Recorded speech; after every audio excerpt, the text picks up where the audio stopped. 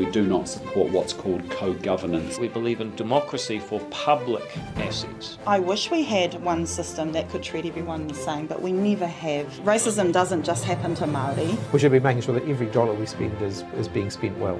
I think the National Party has the answers to take New Zealand forward. Our vision is a modern New Zealand. We are making changes to the law in that area.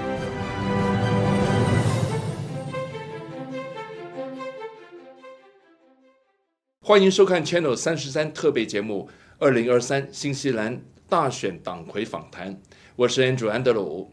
这一次的访谈的目的呢，并不是要驳斥嘉宾们的政见，也不是要和嘉宾们理论，而是希望能够通过他们的回答，让您能够自行判断，来决定他是否是一个合格的从政者，新西兰的未来是否能够交给他。今天的嘉宾是绿党的共同党魁 Marama Davidson. Welcome to my program. Kia ora, Andrew. Thank you so much for having me. No worries. Now we go straight into questions. Number one, This is something that we don't quite understand, which is co-governance. All right, okay. It's good to have you here so you can explain to us what exactly co-governance means. Sure. Now, but my question is, first of all, New Zealand, why do we need to have two systems running side by side in this country, namely Maori and non-Maori? Now, do you actually feel that this country has become more and more divisive because of the co-governance? And why can't everyone to be treated under one single system? So, first question is, exactly what is co-governance? The easiest way to think about co-governance is simply working together. And there are already good examples of where mahitahi, which literally means work together, of where that's already been happening, and it's actually a good thing for everyone in the country. So it is not something new? No, it's not at all. Like some of the, I was told about Waikato River. The Tiriti is like nearly yes. 200 years old. Yes. So under Te Tiriti, which is a beautiful founding document for Aotearoa. Which is the Treaty of Waitangi. Treaty of Waitangi, yes. Okay. Which is the founding document of Aotearoa. And what the treaty requires is that we honour the unique place of tangata whenua. And we have a lot to offer to the big challenges for our whole country as Māori knowledge, and that's only a good thing. And so working together, the examples that we've already got are where hapu, local tribes I suppose, are working to restore rivers and oceans and land health, working with local government, working with local landowners who might be non-Māori, and it's actually restoring the land, restoring relationships in the community. There has been very misplaced and ignorant fear that has been driven up about what co-governance actually means, and that's really unfortunate because it's an aspirational vision for Aotearoa to be better than we ever have been. To be better, but why can't we to be treated under one system? Why do we have to separate them? I wish we could Let's say, be for example, treated the the health. same. Why do we have one Health New Zealand and the other side is Maori Health? Because Why of can't we inequities. just have one? Because of inequities. Really? So I wish we had one system that could treat everyone the same, but we never have. So in health is a really good example.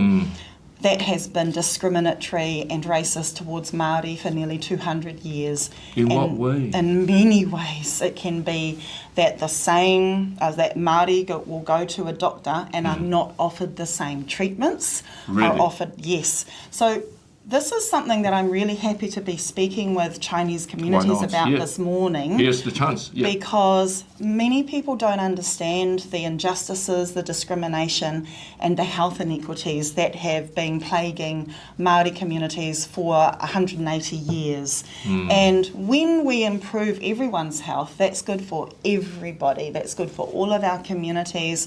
That's good for our future, for the country as well. So for example, you will have Māori turning up to a doctor for the same illness as non-Māori. But what has been made really clear, there's not even any debate about it anymore, the research is very clear, that Māori will not receive the same level of quality treatment. Like, will far say, for too example, often, the Maori will have to wait longer? Yep, or wait something? longer, will be treated with racism far too often, and that is unacceptable. It's really weird to hear that, because the reason why, as immigrants, we come to this country because we thought that racism, as compared to some of the other countries, in New Zealand, is pretty much very mild. I'm not talking about like it's I know what never you're existed. saying. We Yeah. thought that it's very mild, and everyone should be under the same. And of course, this country always has the law to prevent any discrimination, any racism, and we all buy that before we actually decided to come to migrate to New Zealand. And unfortunately, there is little known, including in migrant and ethnic communities, about the level of discrimination and racism that has been built into the system over many generations and the intergenerational harm that has caused. So having another Māori health system is simply about addressing the inequities and the injustice. And this is going to be a good thing for everyone. I want everyone in our community to be able to access good health care that's going to respect who they are when they turn up for help. And that's not a bad thing. But what about the non-Māori? Do you not believe they will feel that they've been discriminated because of that? Racism doesn't just happen to Māori, but when we lift people up to have basic living standards, that shouldn't be seen as a competition or a trade-off. We should want that for everyone. Unfortunately, Māori have been the ones who have been missing out in a way that is very unjust. But it's about lifting everyone up, honouring te tiriti, honouring the treaty. The treaty is grounded in, Manaaki is grounded in, honouring your dignity and affirms my dignity, and that's what the treaty is about. It actually is a platform for respecting everyone's cultures and everyone's way to belong here, with tangata whenua, with Māori being the people of the land and the Indigenous people. We have a responsibility to care for everyone, and I think that gets missed in conversations about the treaty. If we have plenty of resources, of course, that's not the problem, but, with limited resources in every aspect, do you not believe separating the two systems is a kind of wasting resources? Separating systems is, I think, the wrong way to look at it. I think it's about systems working together. Okay. And so at the moment, the waste of the resources is happening right now because we could have prevented healthcare, we could have prevented illness earlier. And when you leave healthcare for long, you're actually increasing costs, but you're increasing stress on people's lives the longer you leave things. So when we get healthcare to people earlier, that's actually a better use of resources. Also, I think it's really helpful to think about we do have everything we need here in Aotearoa for everyone to live healthy lives with adequate incomes, good housing, and protect our environment and our climate. What we haven't done yet, which I know you've discussed a bit, we haven't untapped all of the resource that we have here, and so far too many people are missing out, and a few people have got more than they ever need, and we need to rebalance. So when we had the 20 DHP before, there was a kind of waste of resources, in your view? We certainly were not seeing some consistency across the DHBs. Or maybe there were some services being overlapped. Yeah, we were not seeing enough consistency, and we needed to focus on improving standards across the whole system. We've still got a lot of work to do.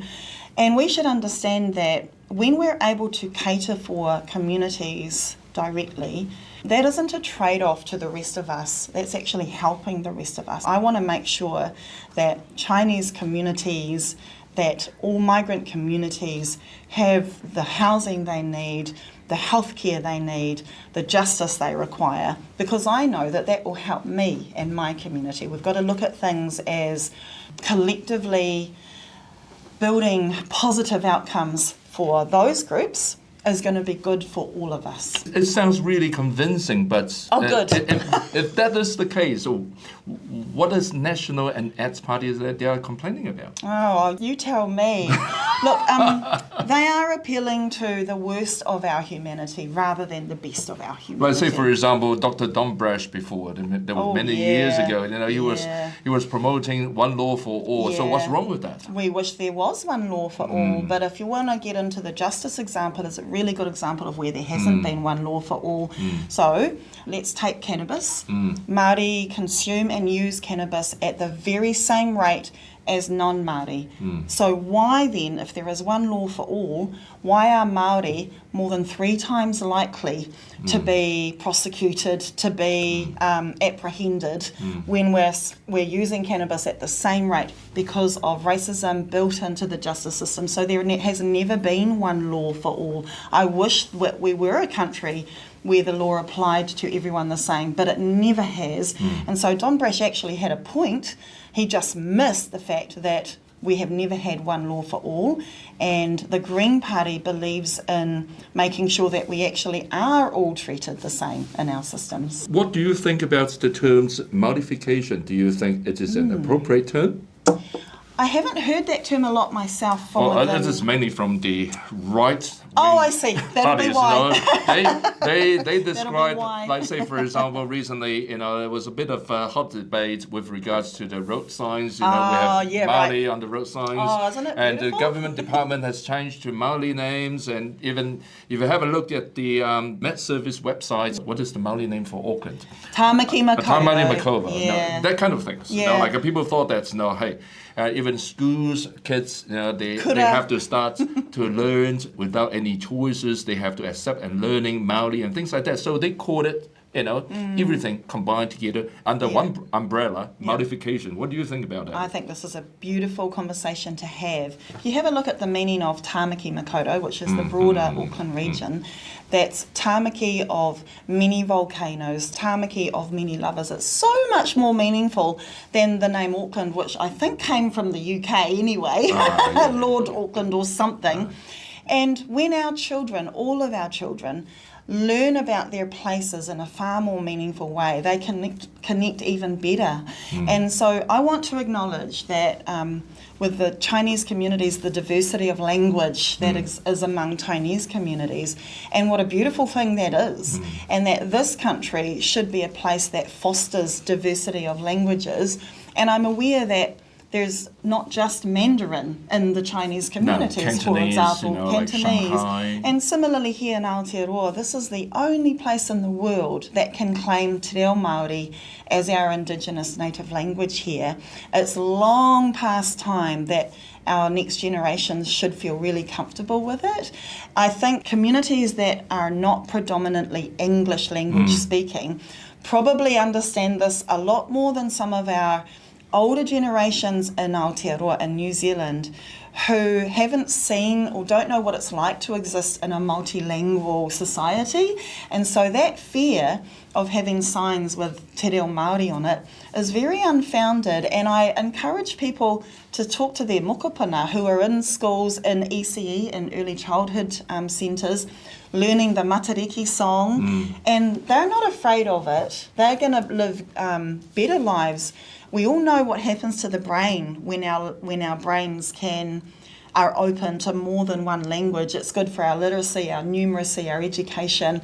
Their lives are going to be enriched by not having the same fear as, say, their grandparents do when they see a sign that has got 2 languages on it. I suppose as time goes by, it's just like everyone now, we are not rejecting the haka before the rugby match. Yeah. It's exactly the same thing. Now, Totally. Another question I want to ask you, Marama, I thought the Green Party should only focus on climate change, natural resources, and environmental issues.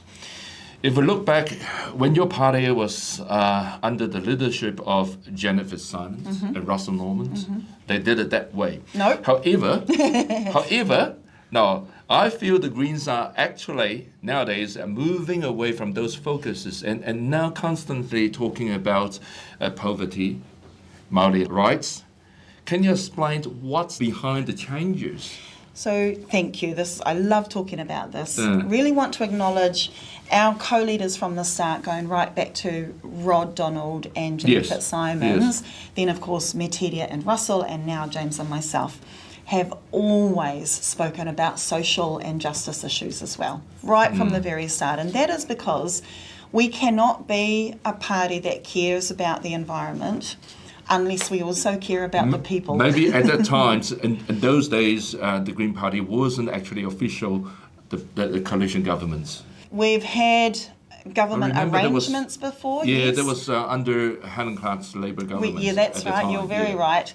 We've had government arrangements, but I think the point is we have a charter, the Green Party, like most organisations, we have a founding charter. And our charter from the start has been very clear. We care about ecological wisdom, so our environment, yes. But we know that to achieve a thriving environment, we need people to be healthy, well, have housing, have enough incomes. We know that we cannot address fixing and caring for the environment. But I thought that was supposed to be Labour Party's job and Māori Party's job, isn't it? Should be all of our jobs. Should be every politician's responsibility to want justice and social support for all communities. And I'm really proud that the Green Party, why I'm with the Green Party as a Māori woman, why? Is because Indigenous thinking is really, really clear that all of these things are connected. When we talk about belonging to the land, and when I introduce myself with my whakapapa, we talk about our mountain and our river. And I know this is familiar to many other communities, probably even Chinese communities, that connection to our land is part of our whakapapa. And when I talk about my mountain, I acknowledge him as my grandfather. He's very much a part of my whakapapa, a part of my genealogy, as all of the ancestors. They are the same. And so because of that, the Indigenous thinking all around the world is that everything is connected. For people to be well, our environment has to be well. For our environment to be well, our people have to be well. That's why you joined the Green Party. And the Green Party very much aligns with a te ao Māori, a Māori way of thinking. Okay. Now let's talk about tax policies. You know, very interesting tax policies announced by the Green Party. But I do not understand your party's Ending Poverty Together Income Guarantee Scheme. Because I thought, and I believe most of the Chinese will agree with me, that the best way in order to help people to get out of poverty is to encourage him or her to work harder and to earn more. Now tell me, Marama, do you think it is justified for someone not to work or work very little but still getting free money? We have to really reframe the whole entire way you've put that question up, Andrew. So firstly, if it was working hard that was going to make us wealthy, well, nurses and midwives and health workers and police and teachers and firefighters would all be rich. And do you know what? Many of those workers, bus drivers, cleaners, are struggling to pay their rent, are struggling to pay any health costs on top of that, are struggling to provide quality, healthy food for their families. And so that is a myth that working hard is going to guarantee you living a decent life. Not a luxurious life. People just want a good house, not a mansion. So we firstly have to be really clear. Working hard, well, there are so many people who work hard but are still struggling. Maybe they have not worked hard enough. Teachers don't work hard? Oh, they do work hard, but nowadays, if you look at the kind of salaries that they're fetching, between $100,000 and $120,000 for a secondary teacher, I don't think that is a bad pay. In Auckland's prices, for example, what we're hearing again and again and again is when houses are being used primarily for a way to build wealth as investment rather than affordable for people to live in, nurses, health workers, police, firefighters, they are all, people on lower incomes than us are all struggling. And so they're working hard, they're working 80 plus hours a week. They're working really hard, Andrew. Do you think we should actually change? But do you think we need to change the secondary tax brackets or tax systems in order to encourage people to pick up a part-time job so to enhance their income? What our plan is people on receiving income support can earn more money, can seriously think about going into paid employment by our plan, which means they can earn more money before their income support starts being reduced and will be reduced less. And so what that actually means is that's how we can encourage more people to find it viable to go into paid employment. At the moment, the system is rigged to keep people in poverty because it keeps people struggling. But that's $385 per minimum, week. Yep. Minimum. That is not going to help the secondary school teachers. That is not going to help the cleaners. Our $10,000 tax-free threshold is going to help all of those people, including the teachers. The majority of New Zealanders will benefit. Everyone earning under $125,000 will benefit from the tax-free $10,000 threshold. But on top of that, we realise that we could actually end poverty for children and families overnight, Andrew, and that would benefit all of us and into the future as well. You called it a fairer tax policy. Can you just explain a little bit further what do you mean by fairer? Sure. At the moment, we tax people who earn, like teachers and health workers. Everybody. But not people who own.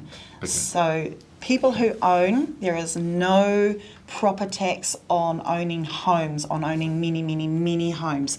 I remember a professor from university, she bought a home and she's on a decent chunk at university, and she said to me, Marama, my home earned more money than I did this past year and it didn't do anything. And so we tax hard workers like cleaners and bus drivers and health workers and school teachers. We don't tax people who own. So we need to readjust that. And we're lagging behind when it comes to wealthy countries like ours. And that actually holds the key to unlocking those resources, hold the key to addressing all of the problems that people care about, like housing, like income, like protecting our urban waterways, our forests. We can actually do all the things, but we need to share the resources around better. When you say so, taxing the rich or the wealthy people and use that tax revenues to fund the poor, to help them to live from poverty. However, have you not considered that when the Green Party really imposed that kind of tax systems, those high earners or the wealthy people, they will simply just pack their bag and leave the country? Because all the other maybe countries Australia has welcomed them. They've got higher tax rates than us. So yeah, but they can earn more. Go? If you are fetching $180,000 a year, earning $180,000 a year in New Zealand, you might be making $300,000 over there. Remember again, most other countries have far higher tax rates than us. What we've seen is that there isn't a big exodus. There might be a few people, if they don't believe in helping the rest of their country by sharing resources, that's up to them. But for the most part, actually people want to contribute. We've got a whole range of uber wealthy, because that's who we are taxing, Andrew. I just want to be clear, we're not taxing middle income workers. We are taxing the super uber wealthy. 0.7% is who we are targeting it with our wealth tax. And what we've seen around other countries is there isn't a big exodus. It's a bit of fear-mongering that I'm happy to push back against. What is your view on the GST exemptions on fruits and veggies? I would rather... Or you want all food to be GST exempted? No, it's a really high admin, clunky system to GST of food. It's far easier to just increase the lowest and middle income so that people have agency and can buy the food that they want. See, I will benefit off GST of food. I don't need it. I don't need more money to help me buy the broccoli. I'm already buying the broccoli. So we prefer our solution, which is raising the lowest and middle incomes. So you do not support GST exemptions on food? I think there's a far easier way. Or even reduce the rate of the GST? So there's no guarantee that the supermarkets won't then just increase their costs. So what we instead want to see is regulating supermarkets at the core. And that means introducing more regulation for how supermarkets set their prices in the first place, and encouraging and providing more incentives for our local growers. And I know that I'm from South Auckland, Andrew, and I know that our South Auckland and Mangere communities have generations of history of being growers on our own lands. And there's a strong legacy of Māori Chinese shared DNA in our South Auckland communities and favouring our growers. We could actually put incentives, because I know that many of our growers are being ripped off by our supermarkets as well. And so instead the Greens would like to address the drivers of high supermarket prices and favour our local businesses and growers. Very well. Let's take a break. Sure. Okay, when we come back, we'll touch topics like law and order, relationships between New Zealand and China. Okay. Let's take a break.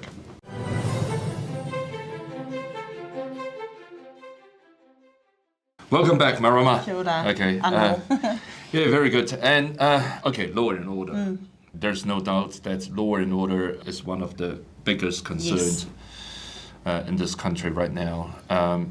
Do you think we should actually toughen the sentence, especially to those repeat offenders? If we really want to reduce repeat offending and reduce re-offending, then we actually have to address the drivers of the crime.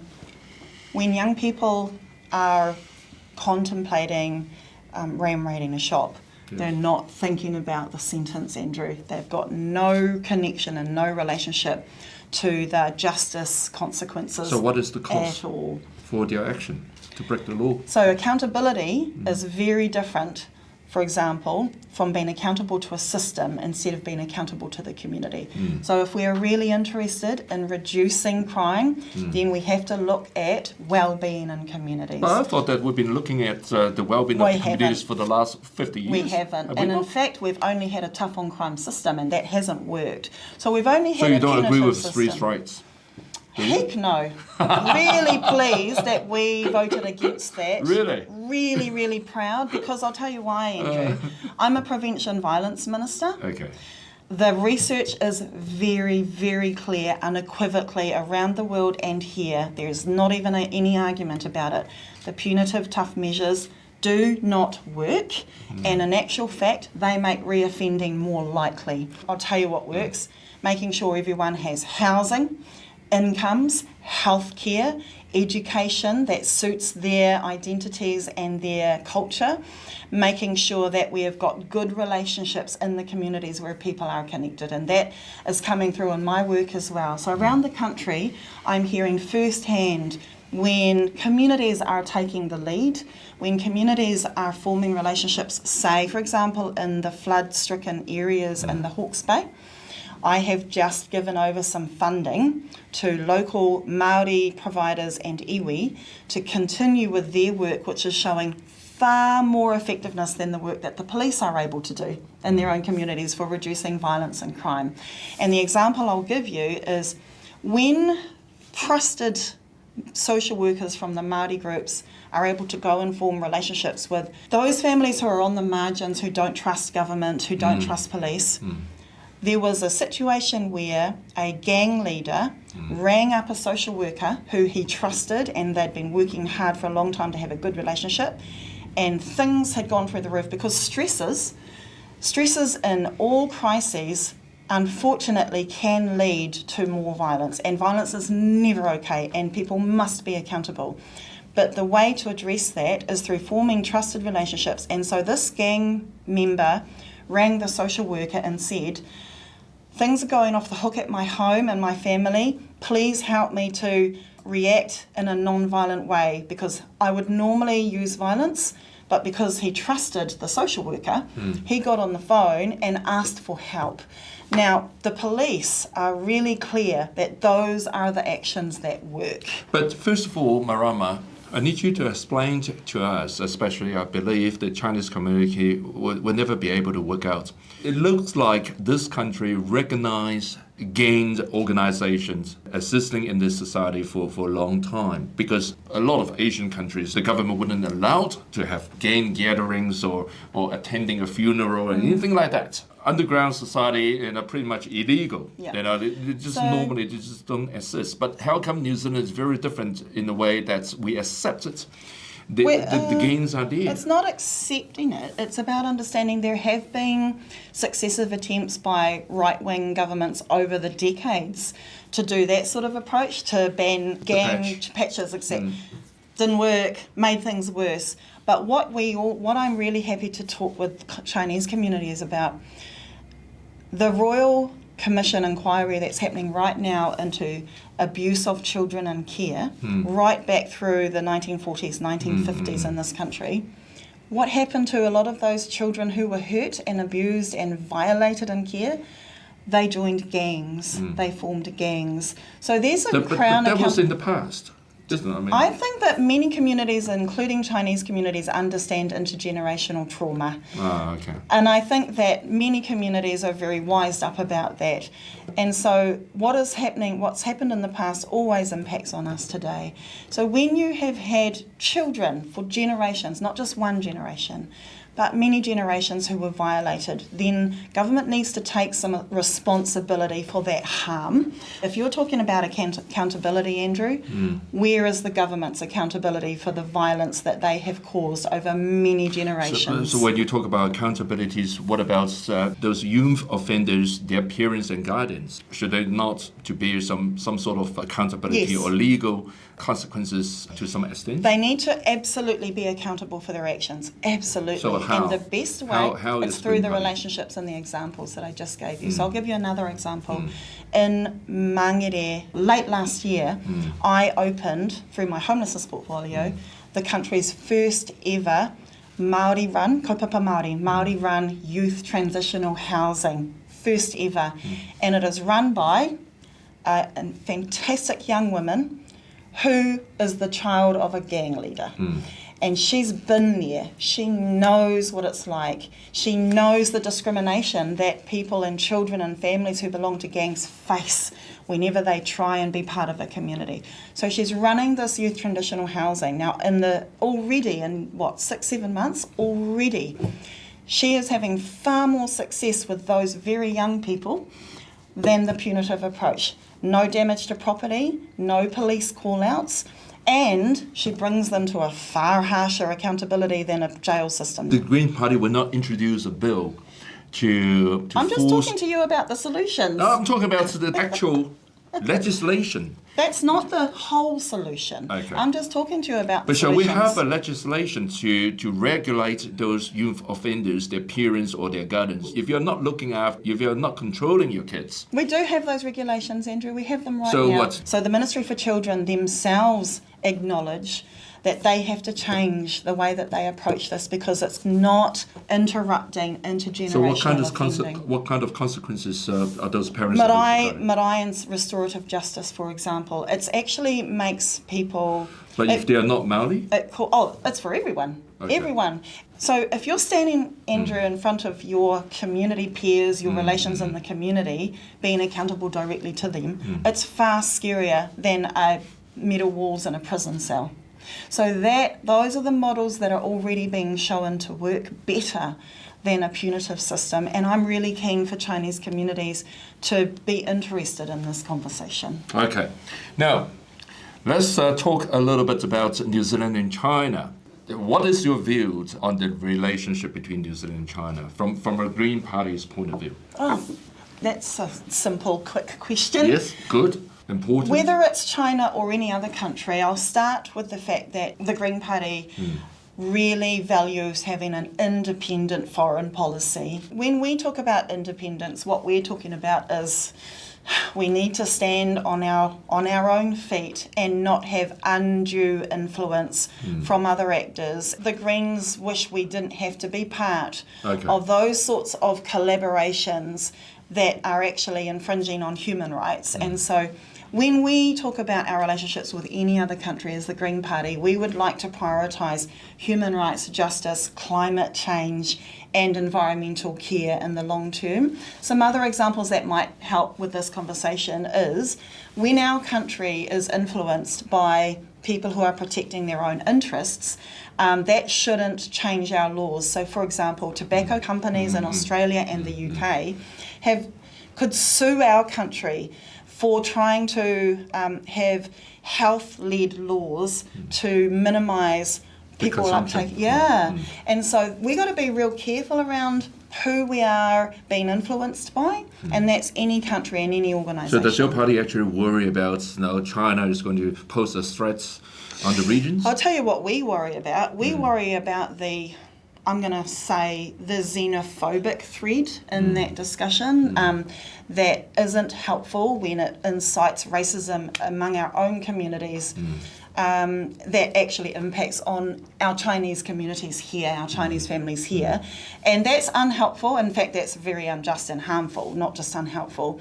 And so when we talk about relationships with China, we also have to be very aware that we are not drumming up extra racism here on the ground in New Zealand, where we get people who, and politicians, who are exploiting China, New Zealand discussions and debates to whip up racism. And that's what we are very, very wary of. Okay, now, finally, we comes to the final part of the question, coalition government. Aha. Okay, this is the most interesting part because recently we saw that Labour government's Chris Hickens, he actually ruled out, all right, we're going to have capital gain tax and tax on the wealth. And your partner, one of the co-leader of the Green Party, James Shaw, publicly he said that he's not ruling out not to form a coalition government with Labour. Now, that actually surprised a lot of people. And can you explain what's behind it? Is it really that's your bottom line, or the Green Party's bottom line to form a coalition government? No, we don't have any bottom lines. We do have priorities, though. We know that an ACT-led national government is going to be horrific for our climate, for our environment, and for social justice. And so we have a preference to make Labour stronger. What we are focused on, Andrew, genuinely, is more support for us, for the Greens to have the biggest influence over the direction of the next government, for us to have enough power to get our solutions over the line. We are not interested in working with anyone who doesn't come to the table with a strong climate action plan, with a strong ending poverty plan, and we're focused on getting as many votes as we can to push Labour to be better. So my understanding is if the Labour Party still insists not to impose capital gain tax or the wealth tax, the Green Party will still be happy to form a coalition government with Labour. I'm very clear on this. It's not up to any politician to rule policies out, to rule them off the table. The more votes, if people want a wealth tax, vote for us. If people want better housing, vote for us. If people want better climate action, vote for the Green Party. Okay, so there's always flexibility behind it. We think the voters should decide rather than politicians. We think the voters have the power and politicians shouldn't take that off them. All right, okay. Now, there are some questions I want to ask you, Marama. Yes or no answer. Okay, very straightforward. I'll try my best. Yeah. Number one, parliamentary term changed to 4 years. Yes or no? Yes. Yes. Why? It takes a lot of time to get roots in the ground for good change, and a 4-year term would allow governments to do that. Sounds good. Okay, now reduce the party vote threshold to 3.5%.